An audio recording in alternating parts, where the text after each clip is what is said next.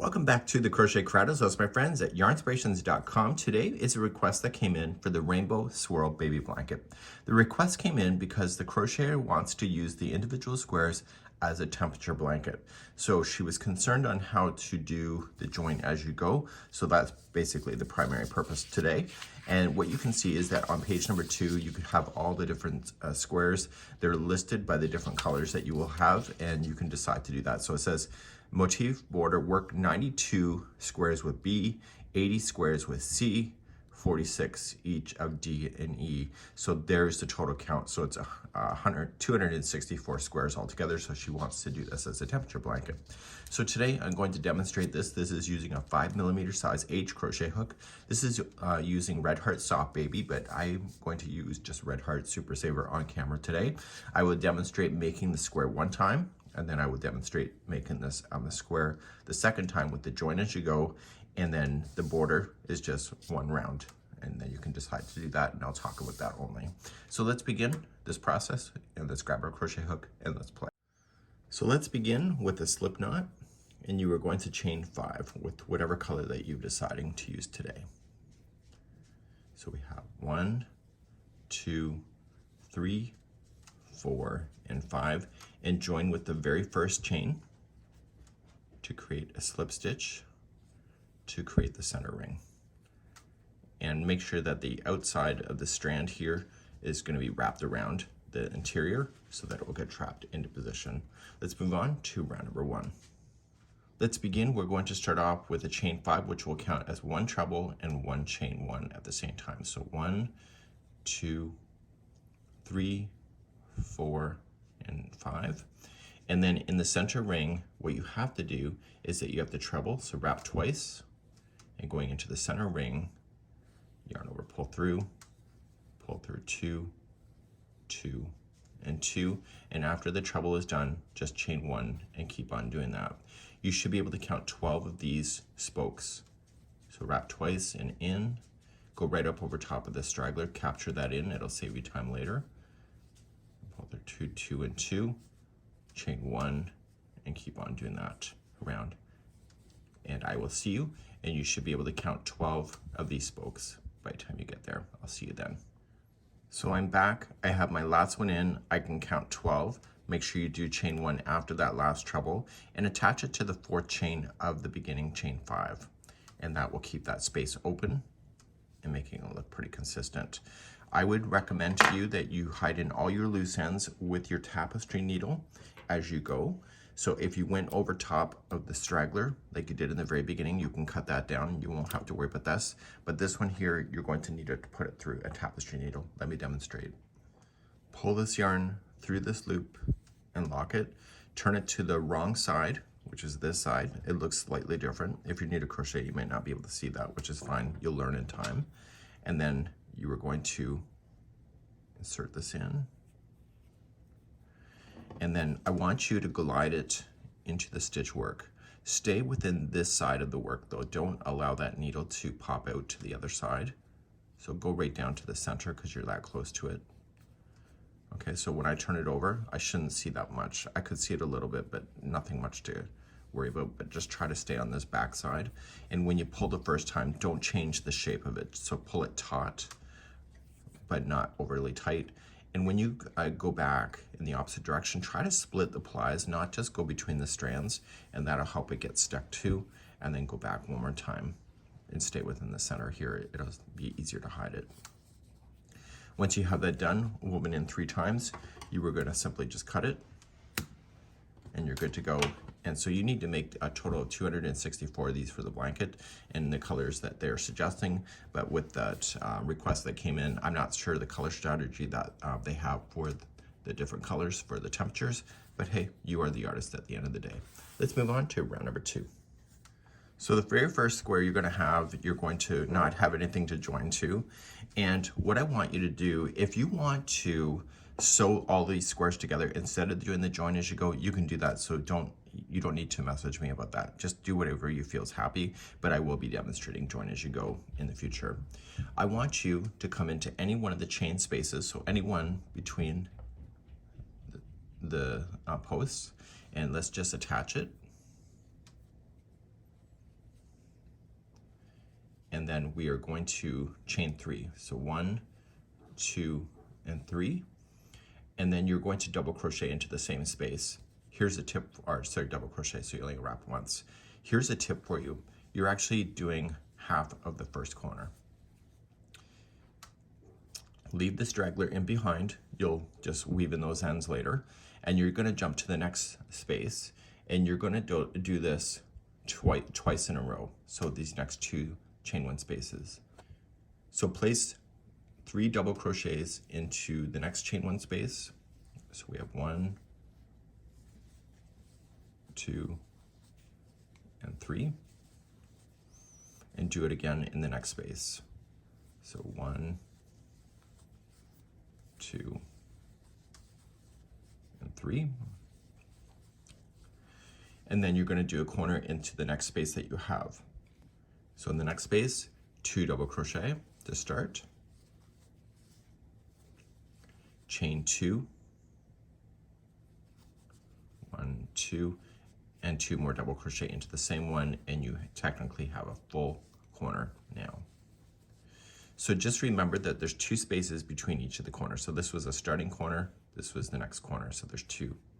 So the next 2 spaces, there's going to be 3 double crochet in each. So we have 1, 2, and 3. Next one is 1, 2, and 3. And then you have your corner again, so it's 2 double crochet,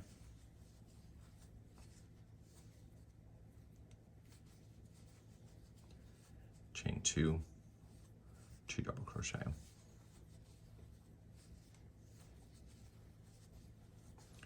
So you're in the middle of a side again, so then you'll have 3 double crochet each in the next 2.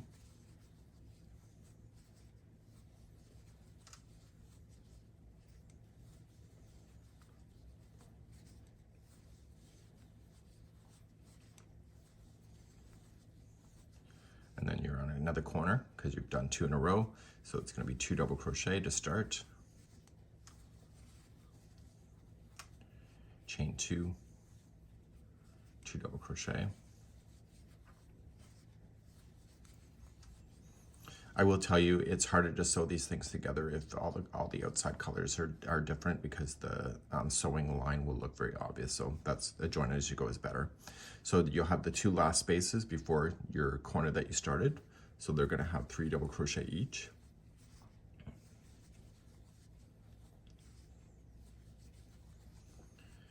And remember that first corner that we started with, we only have a half a corner in there so far. So when we get there in just a second, we will finish that corner with putting in 2 double crochet into the same space. And then you're going to chain 2.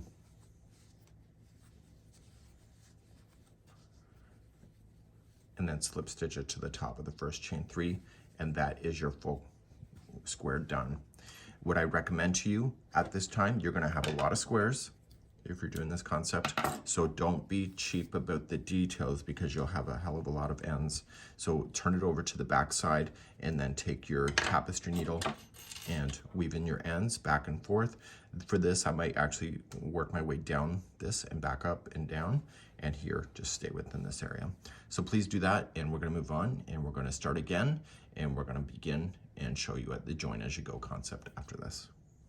As we begin the next motif, or join as you go, the join as you go are joined on the corners to the next square, and also to the middle of each one of the sides to the next square. Here's the thing, you can always join at least 3 sides together, but I'd recommend leaving one side at least clear. So whenever you're going to join it, you want to join in a strategic way so that you're not doing all 4 sides at the same time. So just be consistent about your coloring, and just make sure that you just try to attach 2 sides at one time. It's just a lot easier, but if you have to do 3, it's not a big deal. So let's begin, and we're going to start off and make a new one at the beginning. So you don't have to make the tail too long. It'll save you some yarn too. And you're going to start off a new square just like you did before. You'll chain 5, so 1, 2, 3, 4, and 5, and slip stitch to the first one and create the center ring and wrap the outside yarn to there. So if you want to make this even shorter, you can, and then you'll have less waste. Let's begin round number 1. Round number 1 is exactly the same, so you'll chain 5,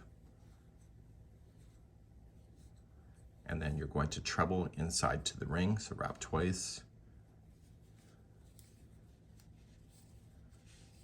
and then you'll chain 1, and then you'll keep trebling around so that you end up with 12 of those spokes again. So I've already demonstrated this, so please do it, and I'll be right back in a moment. So coming around, I can count 12 of the spokes. Make sure you do chain 1 after the last treble and join it to the 4th one up, and get rid of any loose ends that you have by fastening off this color and weaving them in, and I'll be right back and we'll start round number 2. So let's begin round number 2, and in this round we want to attach it to this one, so it could be over here, here, whatever. So, and there can be 2 of them here, so you could do 2 sides. Once you understand how it goes together, you'll get it. So you're going to start off and you'll create a slip knot, and you're just going to go in between any one of the posts like you did before, and you're going to attach it and chain 3. I'm recommending to you that you do not join as you go to any of the squares. Do it on the second side, don't do it on the first. It's just easier for your life. And then you're going to double crochet back into that same space. So remember, you're doing the first corner technically, and you'll finish that when you come back around. So the next 2 chain 1 spaces will each be 3 double crochet. So 1, 2, and 3. The next space is 3 as well, so 1, 2, and 3. And then now the next space is a corner. So you're going to start and you'll put in the 2 double crochet, and then we're going to talk about joining next. So to start, you're going to chain 1 first, and you're going to immediately grab a corner of whatever one you want to join to. I always recommend coming from back, so just lift it up like this. So this is the right side of the work. Lift it up like this and put your hook in, and you're going to yarn over and pull through. And that would be considered a slip stitch. You've now officially attached it to here. You're going to come back and finish this corner, so you'll put in 2 double crochet here. So 1 and 2. Here's my word of caution to you. Make sure that this does not flip upside down when you go to attach it to the second time. So make sure that it is continuing to stay right side up. The next one here is the middle of a side. So you'll put in 3 double crochet here. So we have 1, 2, and 3. And normally we would have jumped to the next one and put 3 double crochet in the next one, which you will do. But what I need you to do is that I need you to come in, and do you see the 2 groups of 3 here? I need you to slip stitch in between the 2 groups. So come in from behind. So be consistent. If you're going to come in from behind all the time, always do it from behind so it looks the same. And you're just going to yarn over and pull through. And you're doing a slip stitch, which will join it. And then you're going to come into the next space here, and you'll put in 3 double crochet. So make sure the 2 right sides are still facing up. You'll notice it later if you realize you've flipped it upside down, especially as you're starting this project. So you'll see now that it's attached here in the corner, and it's also attached in the center of a side. So as you move on to the next one, it's a corner. So you're going to put in 2 double crochet only.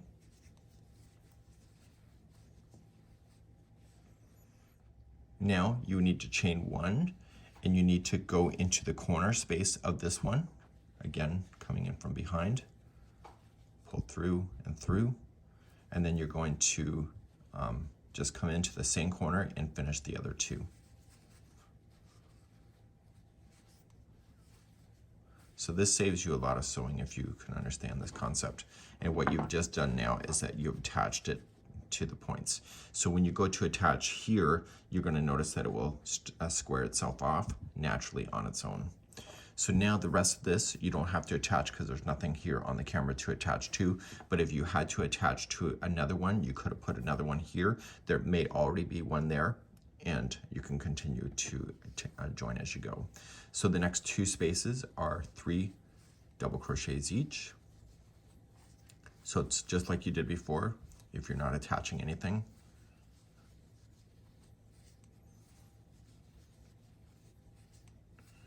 So this allows you to have all the fun colors without any of the sewing marks of the strands that don't belong to be really obvious.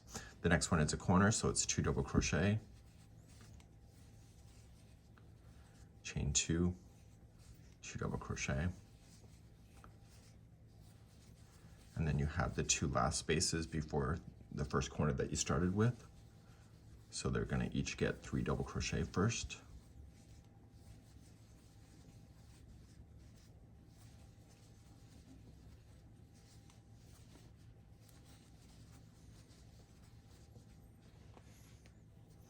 I'm using some leftover yarn today, so it's kind of getting in my way. Okay, so then the corner is going to be finished off with 2 double crochet. You'll chain 2, and then just slip stitch to the top of the first chain 3 where you started with. So then you'll fasten off, weave in your ends really nicely, and then you can continue to build your afghan square by square, or baby blanket square by square, and just work on through that. And so you'll see the attaching of the different colors, but it's not a deal breaker, and you can play with as many colors as you wish. Let's talk about the border next. The border instructions are right here, and it's simply just asking you to single crochet on each of the double crochets in around. So what's going to happen is that you're just going to single crochet. When you come into the center pieces that are joining like this, it's just a matter of just single crocheting in on one side and single crocheting the other. When you have a point out like this, so it's an outside point, so say this was the outside point and you're coming back in, the outside points will have a single crochet, chain 4, and single crochet, and then you'll continue to single crochet along the edge. Okay, so then you're just going to follow this whole thing all the way around. Can you make more squares than this? Absolutely. Maybe the person that's doing this is doing a temperature blanket, so maybe they've decided to do 365 squares instead. But as you can see, you can have a lot of fun with the colors. And you know what? Mother Nature is random, and you can have a really fun blanket this way. How much yarn you're going to need if you decide to go outside the lines of making more colors, that's up to you. But it's a great spare yarn project in order to play. So we hope that you enjoy, and I'll see you again next time. Bye-bye.